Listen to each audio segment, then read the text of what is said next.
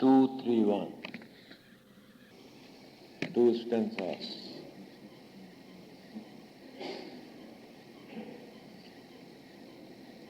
Nasanti puttathanaya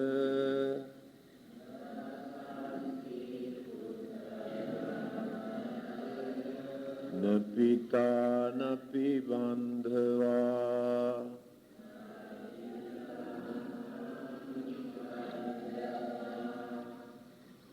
antakenadipannassa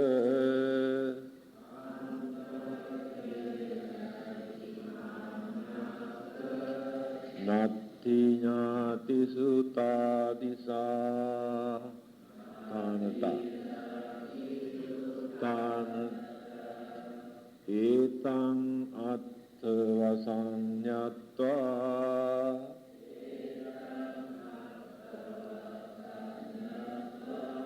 pandito sīla saṅgutto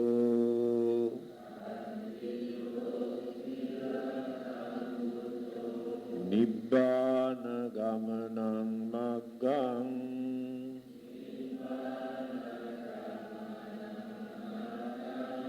kippang eva visodaye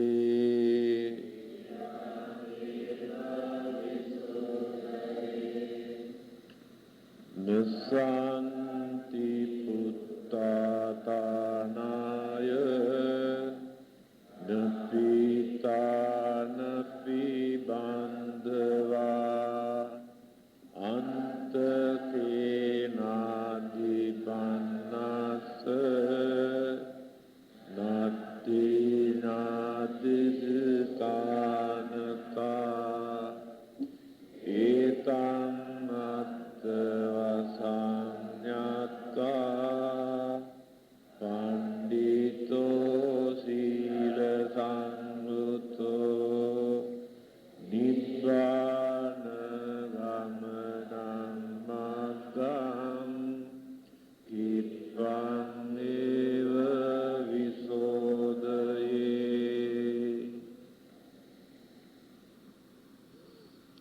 Meaning, there are no sons for one's protection, neither father nor even kinsmen. For one who is overcome by death, no protection is to be found amongst the kinsmen. Realizing this fact, let the virtuous and wise person swiftly clear the way that leads to Nibbana. Now this way of saying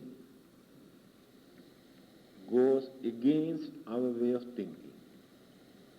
Now this is the difference with worldly knowledge, worldly language, and religious knowledge and religious language. Entirely goes against our way of thinking. Because we think without analyzing due to our emotional feeling, attachment, craving, anxieties, we create our feeling, but without analyzing. But the definition given in religion does not follow the worldly way of thinking. Try to find out the reality. That is what many people cannot agree, many people cannot understand. Why the Buddha had to give this advice? I think many of you have heard the story. The lady Patachara. What happened to her? She was a daughter of a very rich family, but the parents could not control her. She developed her relationship with an ordinary man, and both of them have disappeared, gone very far away and settled down. After some times, she was expecting a baby, and she felt very badly that she missed the mother, because at that stage, mother's support is very important, especially for the first childbirth. To get a lot of ideas, instructions, guidance from the mother. So she decided to go back. The husband was not in favor because he knew that he get into trouble. Anyway, reluctantly, he had to say yes. It's a long journey. He had to go through the jungles, no transports. So when they were going, there was a heavy shower on the way. And this young lady is expecting. So he wanted to cut few branches from a tree and make some sort of shelter for her. So when he was cutting the trees, a cobra attacked this man.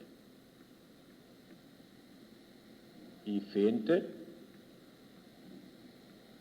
and after a few hours, he died. The lady was waiting the whole night. The husband didn't come back. No shelter.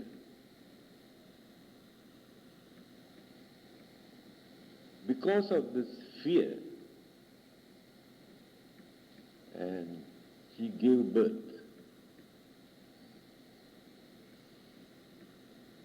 Now where to go? No point of going back to her husband's place because nobody.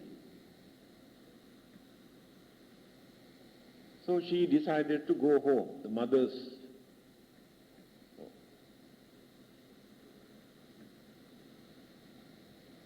But it is not advisable.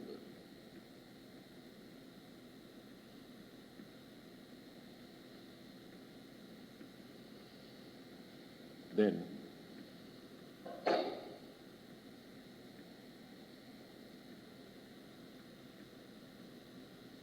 I think I missed the story. It is in my book, Dhammananda, the whole story.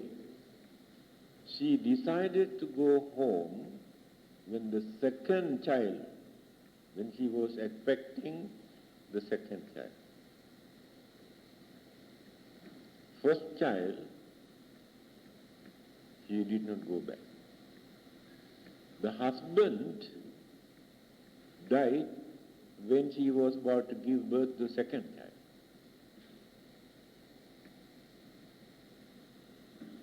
Then, two children, by carrying both, she started to go towards her own house, mother's place. Now the elder son can walk.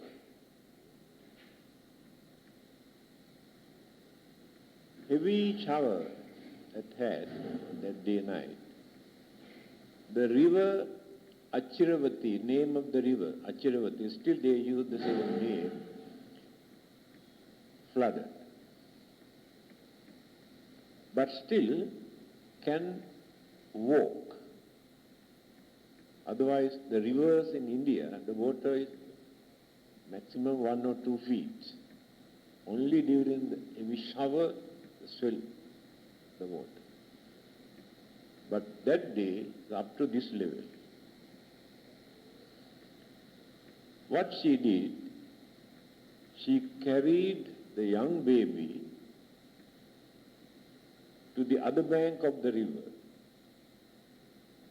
and dropped the child there to come back, bring the other child, eldest one. When she comes to the middle of the river, she saw a vulture.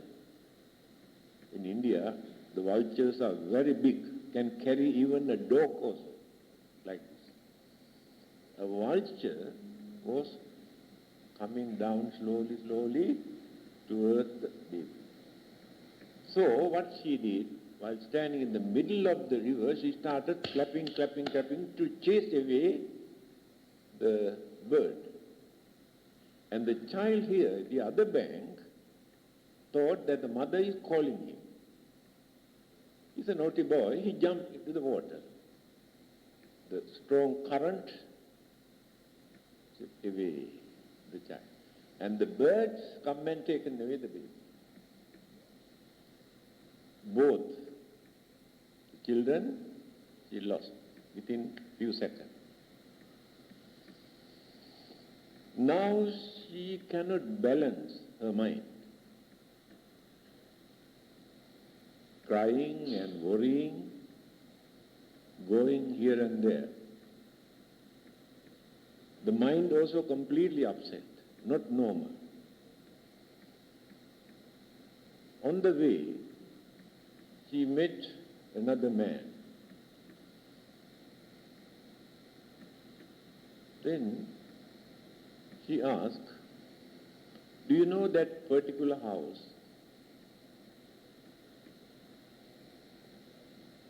"I want to go there." Then he told her, "You know, the last night, heavy shower. That house was very old. House, the roof was rotten. Everything collapsed. And there were only 3 people. Her father, the mother, and the brother. 3 of them died. Now where to go? She lost everything.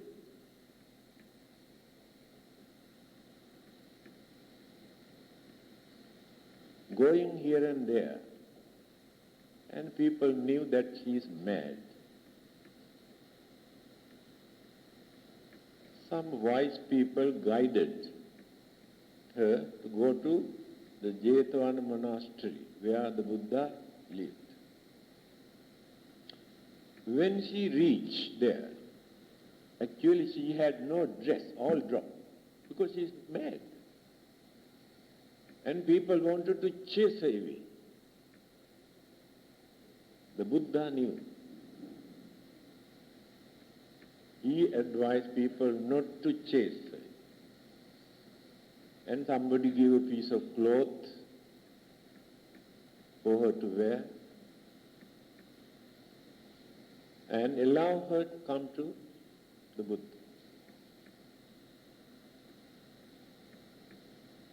Then she explained what happened to her. Ubho putta kalakata Panthe maihang pati mato. Mata pitacha bhatacha eka chitakasming daya. By crying and crying and crying, she said like this. Ubho putta kalkata, both my sons were dead and gone. Panthe maihang pati, husband, died on the way. Mata pitacha bhatacha, mother, father and brother, three of them. Eka chitakasming daihare, burning in one funeral fire. Both were burning at that time. You can see the smoke. Three bodies were burning together. Reported to the Buddha. Then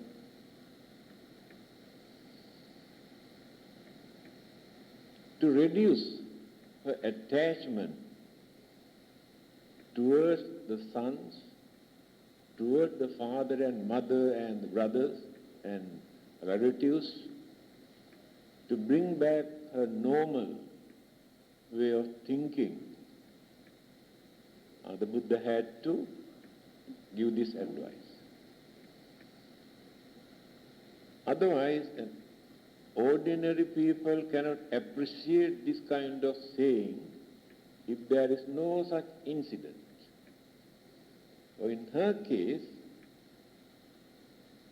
at once she realized what the Buddha says, that it is true. That she is suffering today because of the feeling, the affection, the attachment, the craving that she developed toward them. Therefore, I had to work in future to reduce. If I want to get rid of this kind of unfortunate incidents in future, not to cry, not to worry, not to suffer like this, I had to reduce. Now then, the Buddha gave this advice. Nasanti putta tanaya. We should not depend on our children. But here, the Buddha is not talking about our worldly life. We need our children. We need their support. We have to develop our love, attachment, compassion. We have to fulfill our duties, responsibilities toward them. That is the worldly way of life. If anybody tries to keep away from those duties, they are not real human beings.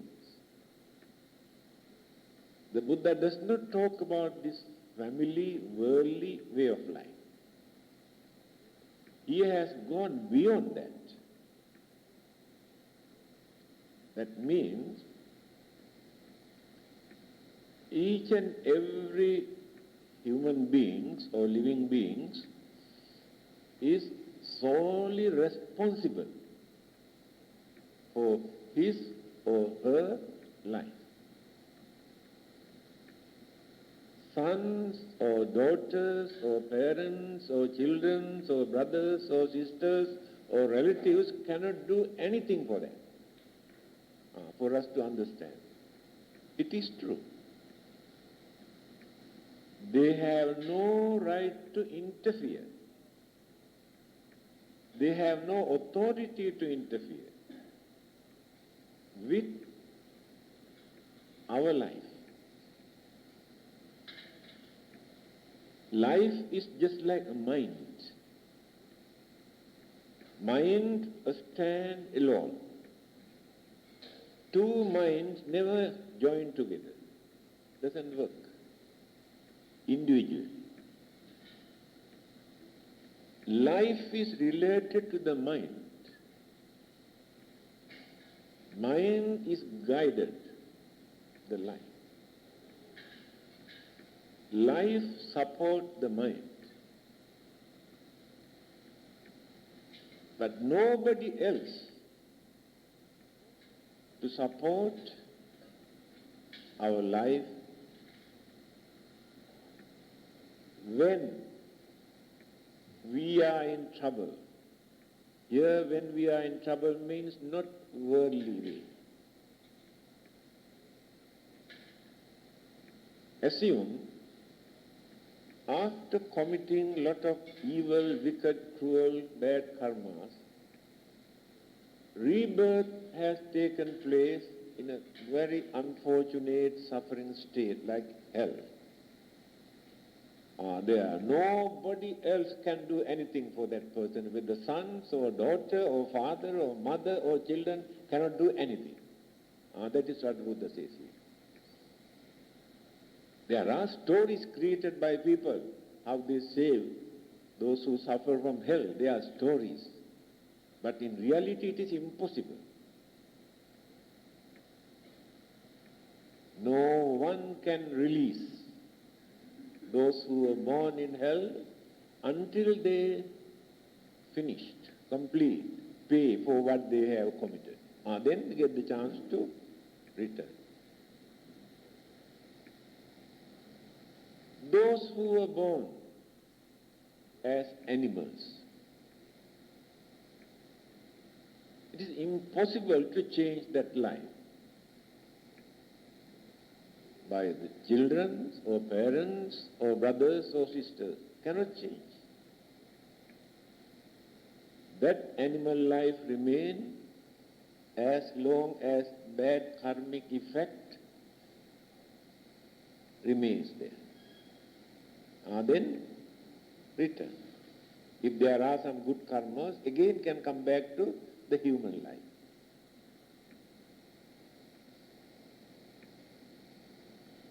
He is referring to this, not to our day-to-day worldly life. For our day-to-day worldly life, we need support from our children, from our brothers and sisters and relatives.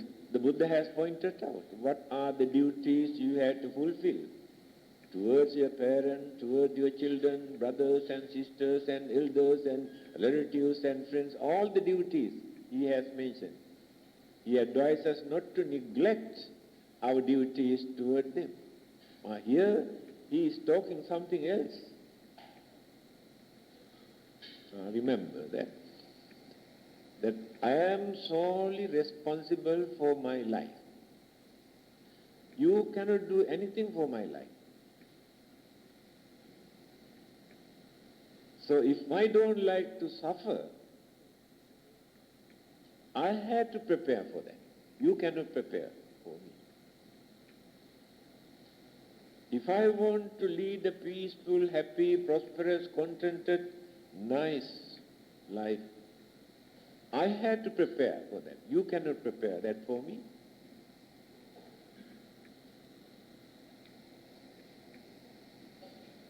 Nasanti putta thanaya napita napi bandhava. Nobody else, no relatives, no friends, they have no right to interfere. Of course, the followers of other religions strongly believe that God can save and protect. The Buddha completely rejected that belief. Not only God, even the Buddha also cannot do that. Because the Buddha cannot go against the universal law. Because we have violated, broken universal law. That universal law never forgives us. So the Buddha or God cannot interfere with this. They have no authority to change this existing universal law.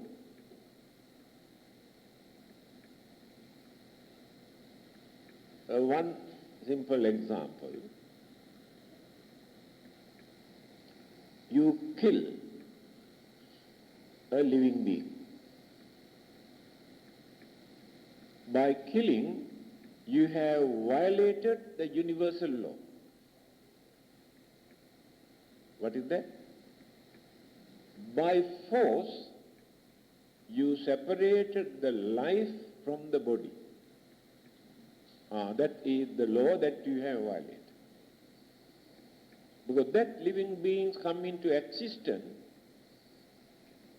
according to that creature's or that person's karmic energy. By force, you separate this. Then, universal law never forgive you for that. You can pray to any god, but doesn't work. Therefore, your duty is to know that it is wrong. You violate, you break. All the existing principles are like that. So at that time, your sons, your daughters, your father, your mother, your relatives cannot do anything because you have violated this. So you are responsible for your life. There is one question that you can ask. In that case, why do we perform all sort of meritorious deeds in the name of our departed one, transfer the merit to release them? We cannot release them from their suffering if they suffer in hell. Impossible. We cannot release them if they are suffering in animal kingdom. We cannot release them if they are suffering from some sort of different kinds of ghost world. You cannot release them. But there is one particular group that we can not release, we can push, we can support to move one particular spirit form. And those who were born in that particular spirit groups, forms, are waiting to receive something from their relatives or friends. Those who have mental communication, mental relationship. Outsiders cannot do anything because outsiders cannot communicate. You cannot transfer the merits to unknown people. Friends you can because you have mental communication. Relatives, yes. Then who are those people? If they have committed very bad karma, they will be in one of those unfortunate states. If they have done enough good karma, they will be born as humans or devas or some sort of fortunate living being. But they are the people who have neglected their duties. They work, they earn, eat, enjoy their life. They never thought that there will be another existence hereafter. They never thought. They never prepare for that. And they haven't got enough good karma that they have done during their previous birth also. to support them. Now what will happen? Rebirth take place in some sort of spirit form. Some people believe that this is not a rebirth. The departed person's self or soul remain for a certain period as a spirit. There is no such teaching in Buddhism. There is no intermediate state for people to remain, whether visible or invisible. Rebirth must take place amongst one of those 31 groups. When we throw a stone, that must drop, cannot remain without dropping. So when the departed person's consciousness transmitted from here, it must drop, strike. Then another existence take place, whether it is fortunate or unfortunate, depend on their good and bad karma. Here in this particular clay, what happened? They haven't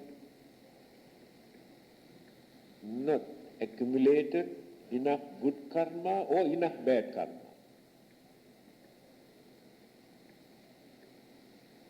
And remains there, but very miserable state. I always give this example for you to understand very easy. So when you drive your motor car on the federal highway, halfway your motor car stops without oil. No oil, you never knew that. So stop. Now you do not know what to do.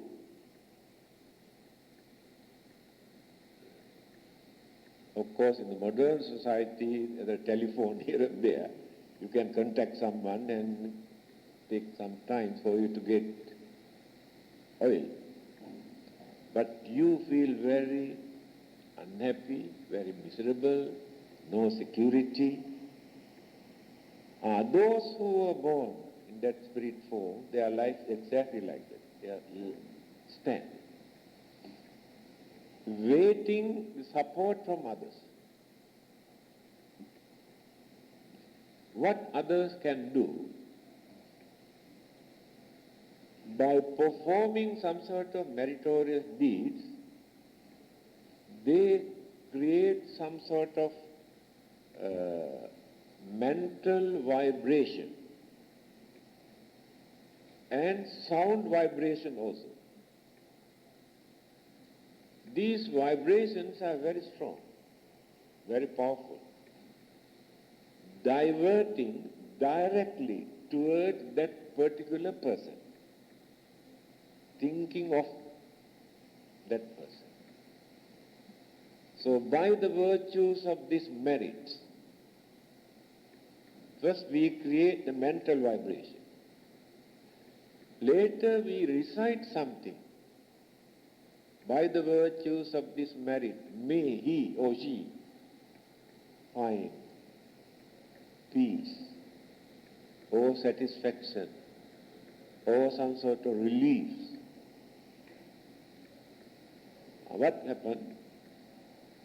Just like a person who is waiting, attuned, the receiving set, to catch the wavelength. This vibration, mental vibration, sound vibration, reach, because attuned to catch the wavelength. Because of that power, get the chance to move On the other hand, there are some other good and bad karmas in the waiting list.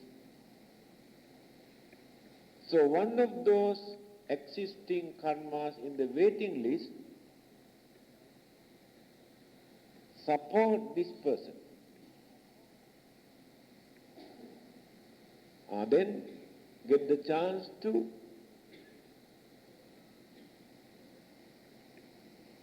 escape from that miserable state. Just to support.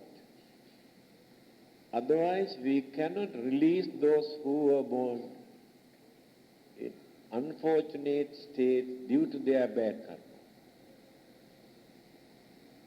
We must understand this. We can release them. Only those who are in that particular state. So the relatives can do that. But they cannot send them to heaven. They cannot save their life if they have committed very bad karma.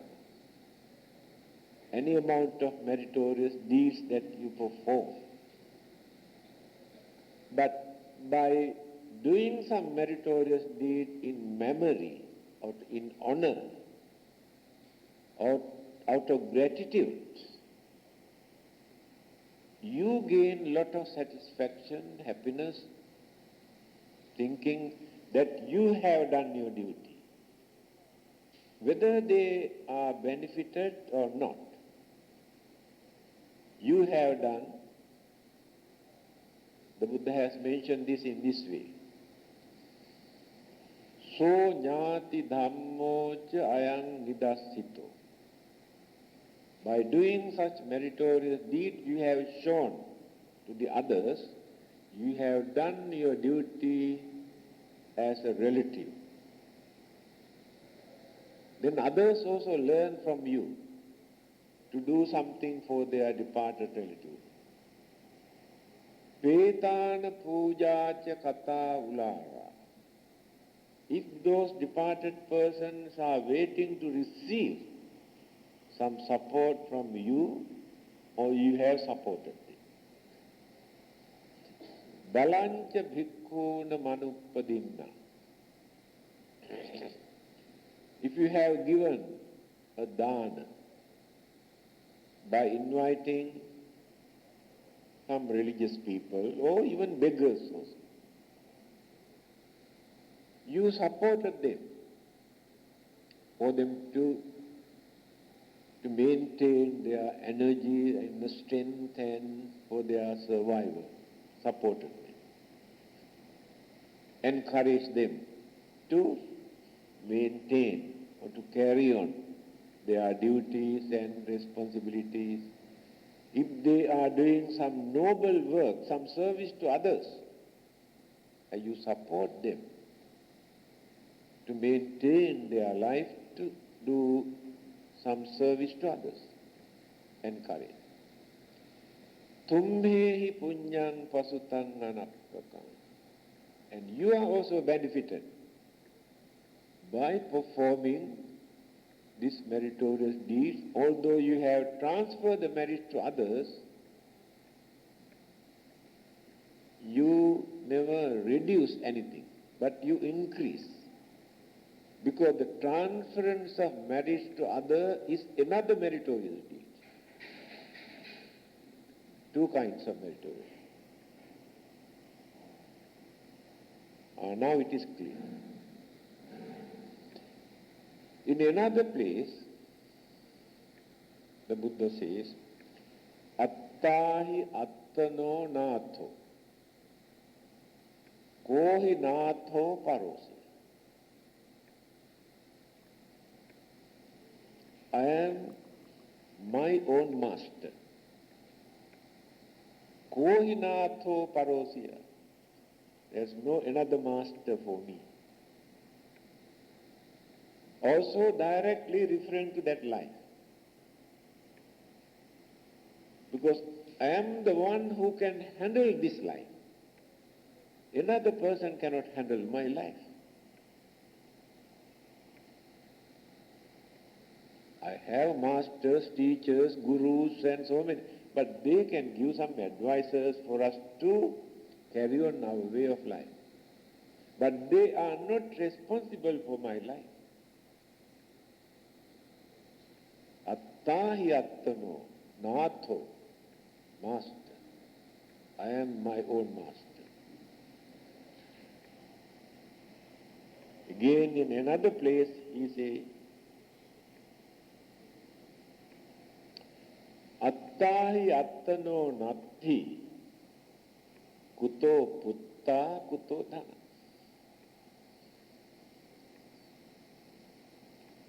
This life is not belong to me, not my property. Attahi attano natti. This life is not belong to me. Then kuto putta, kuto dhana. Then how can I claim my children, my property as mine? If this life also not belong to me, then how can I claim my children, my property? So why the Buddha says like this? Because this life never goes according to my wish, my will. Always go against my will. If this is belong to me, I must have authority to control according to my wish. I don't like to suffer from sicknesses. Then why sicknesses create enormous suffering? I have no authority to stop it. If it is belong to me, I must have that authority to stop it. I don't like to become an old man. I like to remain as a young man for always. But I have no authority to stop that. Whatever precaution, whatever method we take to stop it, I cannot. That means not belong to me. I claim this is mine. That's all. I worry because of that. I claim Sankhittena panchupadanakkhandha dukkha. Different kind of dukkha, different kind of suffering. The Buddha explained. And claiming, developing attachment, craving, inclination toward these elements and the body, we create more suffering. If the mind is free from this, no suffering. When we see the whole system, the whole body, whole life goes against our will, our wish, our ambition, then we worry. We create unhappiness, unsatisfactoriness, disappointment, and suffering. So sufferings created by the mind. That is why here the advice given by the Buddha for us to consider this, to understand this, to avoid unnecessary worries, not to create unnecessary sufferings. Because we never take seriously the impermanency of our life. Every minute it is going on changing. But noticeable appearance we realize after so many years. when the mind changed 17 times, the whole body changed once. But we do not know that. So when you study biology,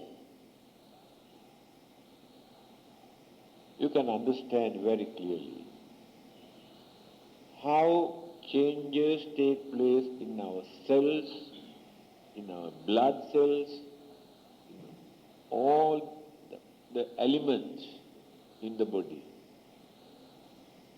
Everything changes. The blood.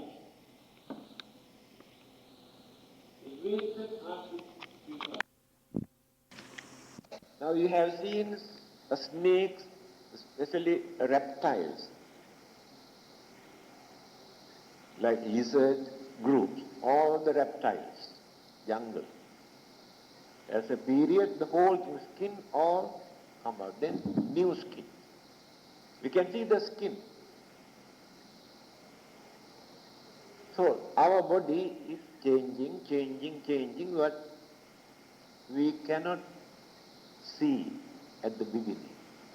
But the mind is going on changing, just like this.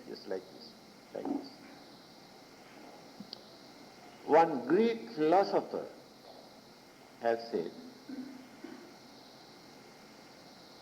a man cannot jump twice into the same river. He jumps, come back, and again jump. But second time he jumped into another river, not to the same river. Because the water is flowing, not the same water. Second time when he jumped, the water, the first water that he jumps already go another group. Then the Buddhist philosopher says, who told you that? The same man cannot jump twice into that river. First time he jumped, come out. Second time when he jumped, he's an entirely different person. Not the same person, but looked like the same person. So many changes, physically and mentally, so many changes have taken place. Therefore, not the same person. This is the truth. That is what the Buddha wanted to say. Attahi attano natti.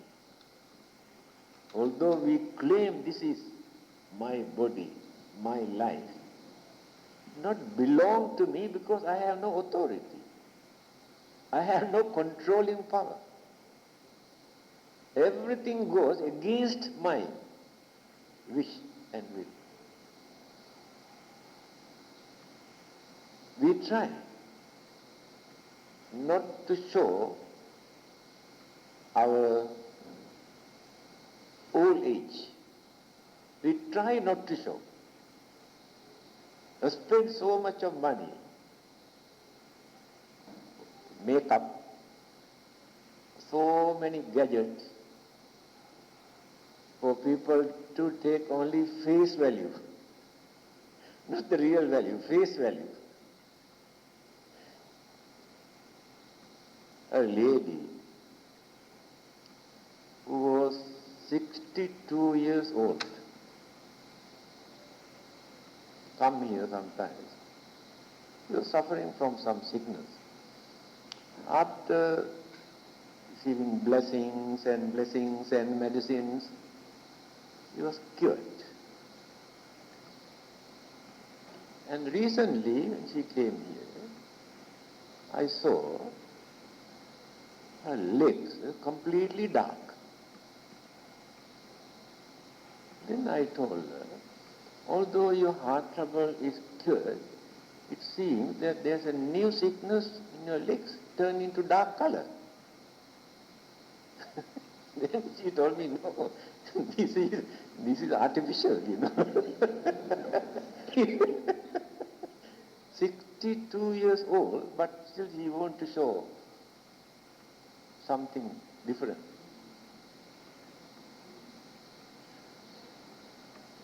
See? That means we always try to hide our age.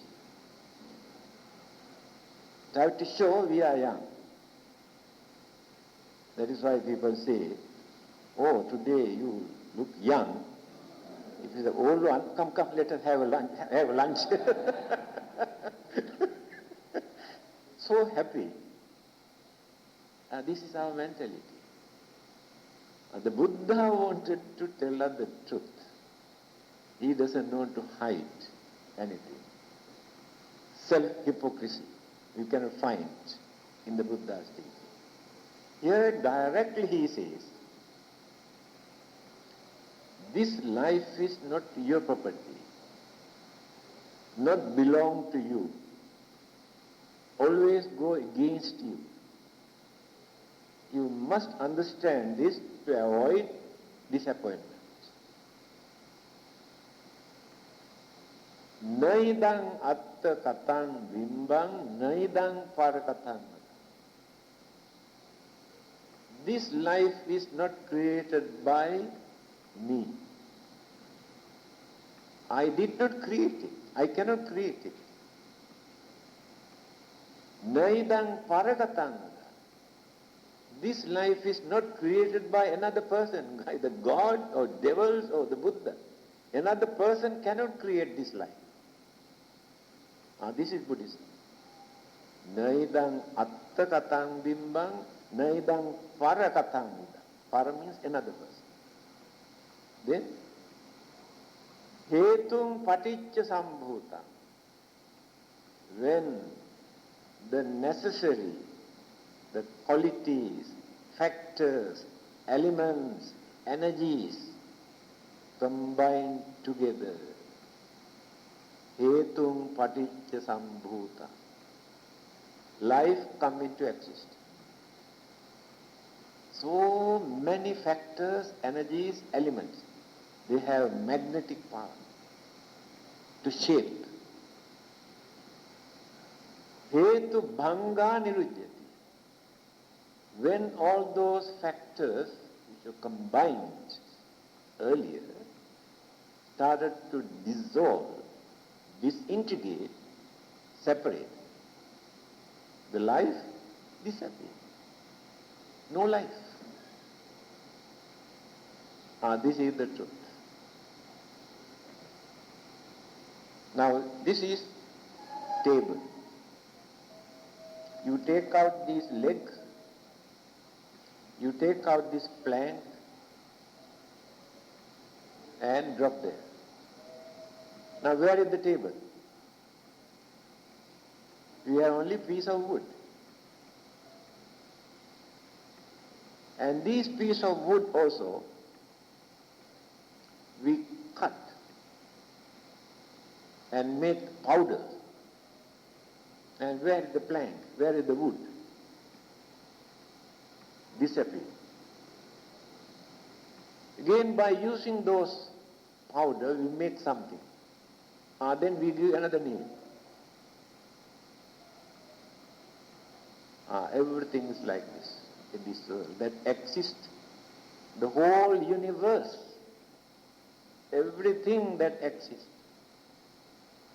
due to the combinations of all these factors, elements and energies, there is a period, there is a time, few hundreds or few thousands or few millions or few billions,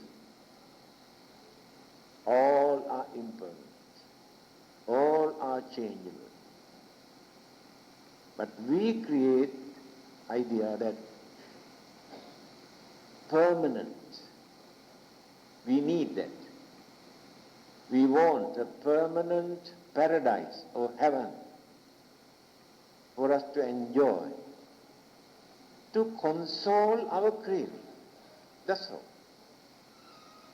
Whether there is such place or not. What we need is to console our burning craving, to satisfy. Yes, I want to live forever. I don't like to die.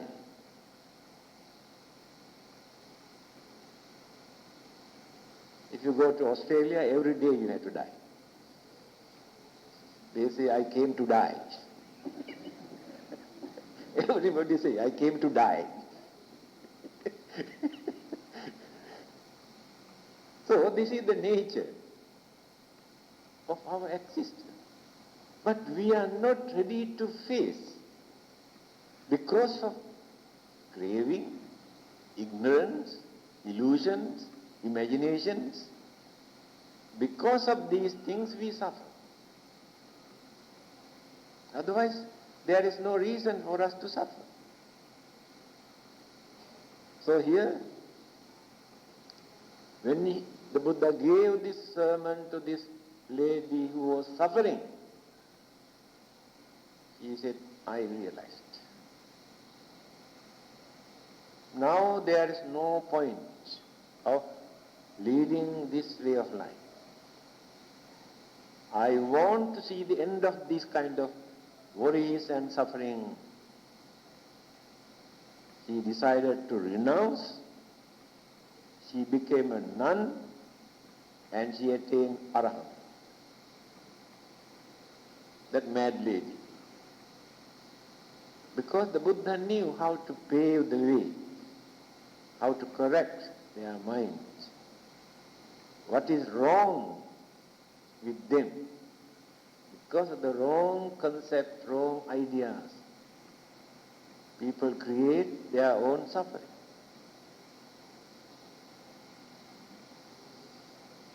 Nasanti putta tanaya napita napibandha. Antakenadi panyasya natti nyati sutanata. So when we are in trouble, because of our own actions or karma, the relatives cannot do anything for us. There is another nice saying in Sanskrit language. I think you can remember, I mentioned this, but you cannot remember all these things.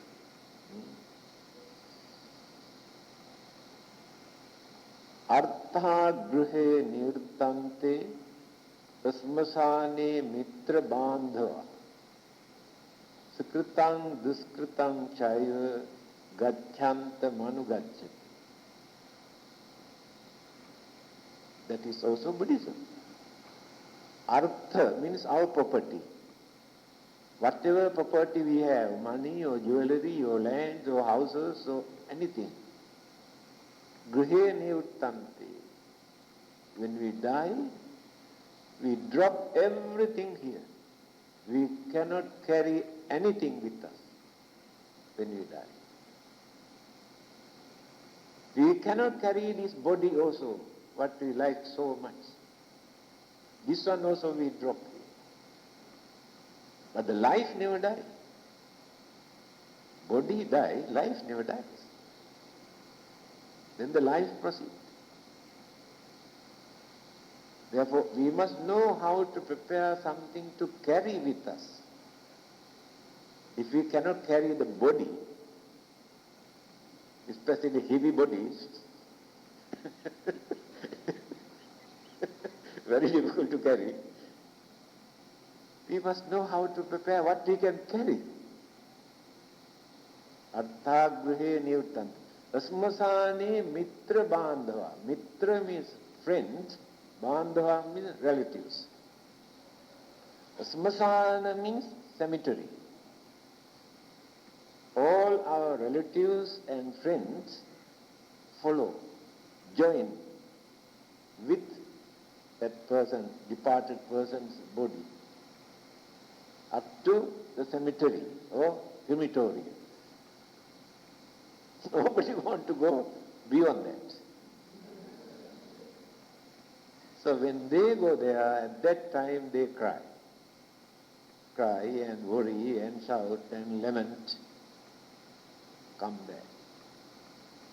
When they come back, they wash their face, they laugh, eat, and see where the money, where the jewelry, where the property, where the bank account, and then started to argue, sometimes fight, then sometimes quarrel.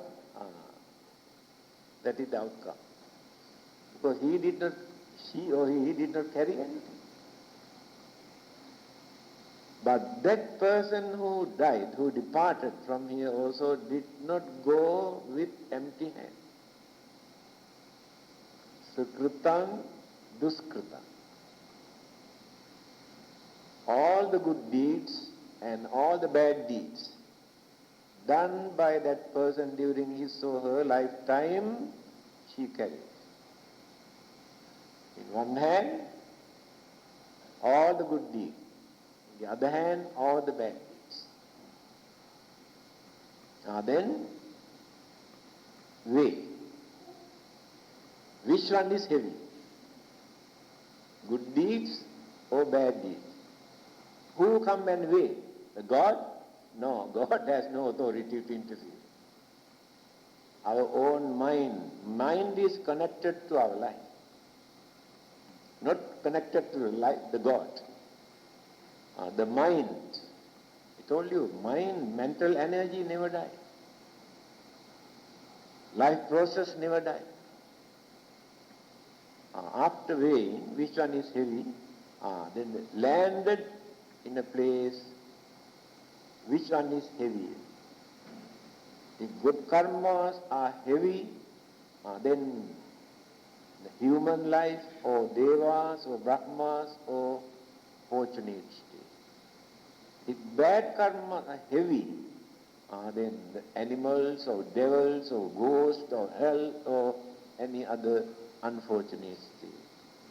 So our own action, we are responsible for that. No point of praying and worshipping to anybody for that. So very clearly Buddha pointed out this. So you have to take the responsibility, although you cannot create this life, although it is not belong to you, you are responsible because of your craving. So you have the authority to shape up, to mold it. Now we are molding while we are living here. Every wicked, cruel, evil thought, we mold it. Every good, kind, compassion, sympathetic thought, we mold it. Every bad, wicked word we use to hurt others, we mold it. Every good word we utter to console, satisfy others, support others, we mold it. Every good deeds that we do to release others' sufferings and disturbances, we mold it. Every bad deeds we commit to hurt others, we mold it. Every day we are going on molding. It is not after that. If good deeds are heavy, as I mentioned, then landed somewhere in a good place. If bad deeds are heavy, landed in bad place. So we have to take the responsibility. Again the Buddha says, Attanam che piyanjanya rakheya nam surakhita. If you really love your life, Attanam che piyanjanya. Piya means love. If you really love your life, it is your duty not to allow this life to suffer. If you love, that means if you do bad things, you do not love your life, because you allow your life to suffer indirectly. You can say, I love my life, so much. Right? If you love, you must know how to handle this life without allowing this life to suffer again in the next existence. So you have that authority. See how many things, they are very hidden things, very subtle, because we never think in this way. Everything we think the very surface value, face value only. Never go into deep aspects in our life to understand. Then, etamatta vasanyatva pandito sira sangutto. By realizing this truth, etam atta means truth. By realizing this truth, pandito sila sangutto. Pandito means understanding person, learned, understanding. Sila sangutto, virtuous. If you are virtuous, if you are understanding people, pandito sila sangutto, then what is your duty? Without allowing this life to go round and round and round, suffer and suffer again and again, and birth and death and birth and death and birth and death, if you are pandita, if you are learned, if you are virtuous, what is your duty? Nibbana Dhammananda maggang kippameva visodhe. As early as possible. Kippameva means as early as possible. Prepare for your Nibbanic bliss. Nibbana Gamanang Maggang, the path. Gamana means path, the way. The way to Nibbana, you must find out. Kippameva visodhe, as early as possible.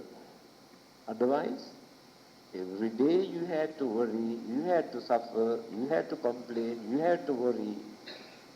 But when once you discovered the path to Nibbana, you gain confidence and happiness and satisfaction, then stop.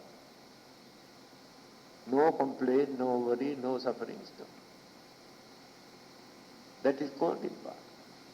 Nibbana means, in simple language, no more problems, no more sufferings, no more worries, no more pains. Finish, everything. But you don't like it. You want some trouble, some problems, some disturbances for you to grumble and cry and worry. You say Nibbana is no good. No fun. That is called ignorance. Our ignorance doesn't allow us to appreciate, to understand. Therefore, we are ignorant. So we must try to reduce the ignorance. Then we learn how to appreciate. This is real Dhamma taught by the Buddha for us to understand. It's a very meaningful advice.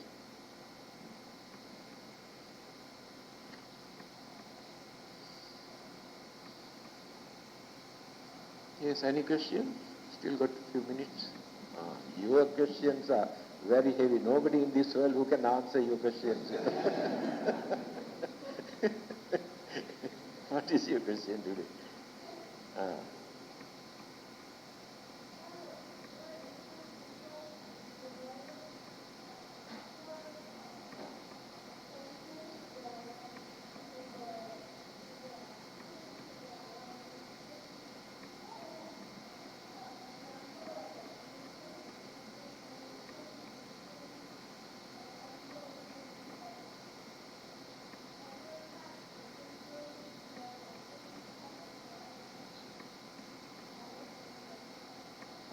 I don't know what the question is now.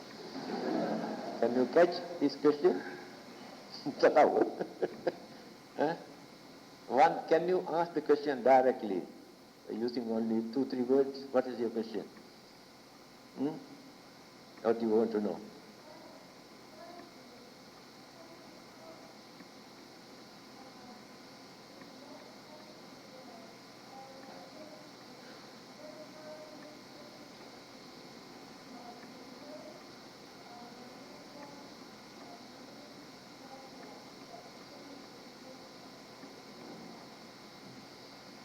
I think I am very ignorant. I cannot understand. My mind is not so advanced like your way of thinking.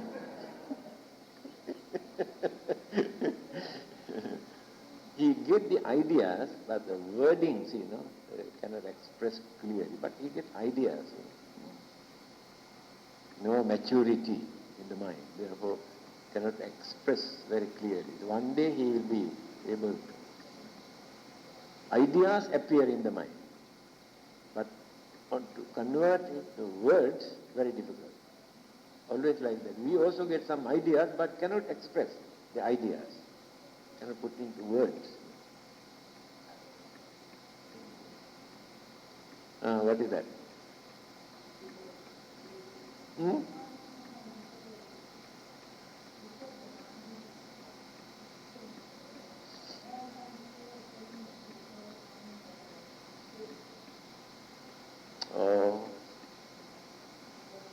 Money, they burn currency, note, and put into a vessel. That is the fax machine. You know that? In the currency note, after burning, they put in this one, you receive in the help, Fax. Chinese have discovered the first fax machine. And Chinese are the only people who open a bank in hell. Americans who have landed on the moon also still could not open a bank in hell. Chinese are very clever people. Now what is happening in Taiwan today? Because of too much of smoke, they pollute the whole atmosphere. Now there is a new system. Without burning papers and joystick, they produce credit card put into the coffee. It's very easy. I think you also can introduce this. Credit card and can cash in help. American Express credit cards. New methods. No need to burn papers anymore. Yeah.